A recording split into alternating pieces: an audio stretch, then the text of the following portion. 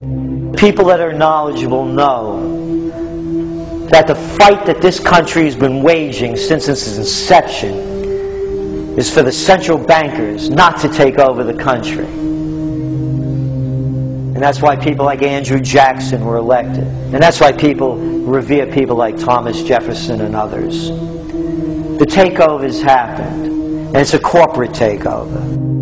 Agents of the Bank of England attempted to assassinate President Andrew Jackson on multiple occasions because of his resistance against a private central bank being set up in the United States. And it was something that Abraham Lincoln warned. And this is, by the way, why I believe he was assassinated. This is the Lincoln quote. The money powers prey upon the nation in times of peace and conspire against it in times of adversity. It is more despotic than monarchy, more insolent than autocracy, more selfish than bureaucracy. I see in the near future a crisis approaching that unnerves me and causes me to tremble for the safety of my country. Corporations have been enthroned. An era of corruption will follow, and the money power of the country will endeavor to prolong its reign by working upon the prejudices of the people until the wealth is aggregated in a few hands and the republic is destroyed. Wall Street has killed Main Street. So I know how unpopular it is to be seen as helping banks right now, especially when everyone is suffering in part from their bad decisions. I promise you, I get it. Up until about the Kennedy assassination and the beginning of the war in Vietnam, the United States is a very powerful engine for world progress. It's the assassinations, the Kennedy assassination, and the others in the 1960s, the beginning of the Vietnam War, and the beginning of the absolute domination of the Wall Street group over every other interest. Nobody else counts except the Wall Street money masters. That has now made the United States into no longer a force for progress, but something very different, often a force for destruction in the world. The military-industrial complex has taken over the country along with the Wall Street gang. If you look also at the people that Obama has put on his appointments list, it's all Wall Street. It's government of Wall Street, by Wall Street, and for Wall Street. There's nobody from heavy industry. There's nobody from the auto sector. Nobody from Silicon Valley. Nobody from big oil. Nobody from defense. No labor. No women. No retirees. No small business. Nothing. It's pure Wall Street. The only people who have a voice in Obama's councils are Wall Street finance oligarchs. That's all there is. Nobody else counts for anything under Obama. It's the most extreme Wall Street administration we've ever had.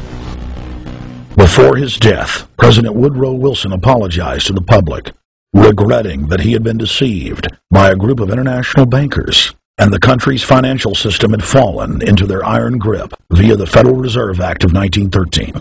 Whether sought or unsought by the military-industrial complex, the potential for the disastrous rise of misplaced power exists and will persist. Dwight D. Eisenhower, he warned the people that the military-industrial complex was taking over the country. Only 3 years after leaving office, President Eisenhower's prophetic warning concerning the threat posed to our system of government by the military-industrial complex came to pass. President John F. Kennedy had enraged the entire elite network. Now, Kennedy was brought in as somebody who was expected to be a puppet. It was thought that his pro-Nazi father, Joseph P. Kennedy, the bootlegger, the speculator, would guarantee that Kennedy would be obedient to the establishment. They thought that Kennedy was a sex maniac who could be manipulated through all of this, but it turned out that through his personal suffering, Kennedy had discovered a personal sense of himself which went beyond just being a puppet, and he began to think about things like economic recovery, world peace, having a space program, making deals with the Soviets, cutting the Federal Reserve down to size, and a whole series of other things. Executive Order number 11110, signed by President Kennedy, began the process of abolishing the private Federal Reserve. Kennedy was also pushing for real civil rights reform and had begun the process of pulling the troops out of Vietnam.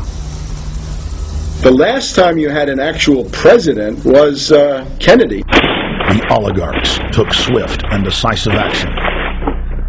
when John Kennedy attempted to take the government back from the robber barons. He was brutally murdered. The message to future U.S. presidents and leaders across the world was clear: do as you're told or die.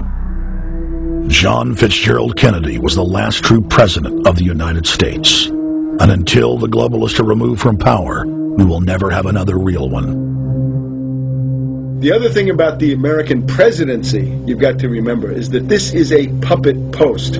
It's automatically going to be a puppet post. The idea that Obama is somebody who's going to come in and exercise real authority when he's obviously been chosen and given everything that he's got by these financiers.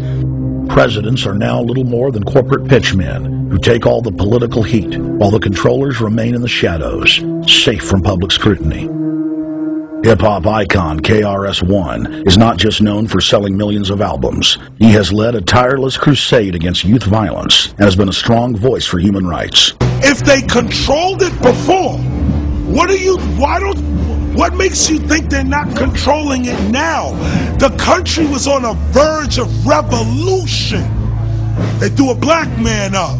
Now we like this. They give him the money. They give him the bundling, they give him vote fraud, they give him the media whores, they give him goons, they even have elected officials making threats to put people in jail if they criticize Obama in public. All of this is the mark of a puppet, and that means that he is a puppet, actually more of a puppet than anybody else, more of a puppet than Mrs. Clinton would have been, even more of a puppet than McCain. He's the maximum puppet that we've had certainly since Jimmy Carter. They put a black face on the New World Order, and now we all happy. KRS ain't buying it. In the real executive power structure, the president serves the military-industrial complex. It's self-owned by the international bankers. If there's a revolution, the population just throws out the prime minister or president. The elite stays in power because the public is never aware of who the real enemy is. In Evian, France in 1991, standing before the Bilderberg Group, the apex of the world government power structure, David Rockefeller defined the New World Order as a system of world government serving the international banking elite. For decades, the banker-owned media would attack anyone who dared to warn the public that a dictatorial world government was being constructed right under their nose, and that national sovereignty was being deliberately destroyed. And now, after years of denial, the media and the elite themselves are proudly announcing that not only is world government real, but is the answer to the financial crisis that they carefully engineered. Suddenly, the Wall Street Journal tells us that the North American Union is here, and that getting rid of the dollar for a common currency with Canada and Mexico is good. The Financial Times of London, published by a member of the Bilderberg Group, crowed that a dictatorial world government had been kept in the shadows for our own good, and that it was now time for it to emerge from behind the curtains of national security. White House Chief of Staff Rahm Emanuel stated on record that they can't let this crisis go to waste. You never want a serious crisis to go to waste. And what I mean by that, it's an opportunity to do things that you think you could not do before. And Henry Kissinger, who gave Barack Obama his first job out of college, told national television that the economic collapse was a great opportunity to bring in the New World Order. He went on to say that Barack Obama was the perfect person to sell it to the world. But he can give a new impetus to American foreign policy, partly because the reception of him is so extraordinary around the world. I think his task will be to develop an overall strategy for America in this period when really a new world order can be created. It's a great opportunity. It isn't just a crisis. In June of 2006, our team traveled to Ottawa, Canada to gather intelligence on the shadow government's agenda for the coming years. I think that's the Queen.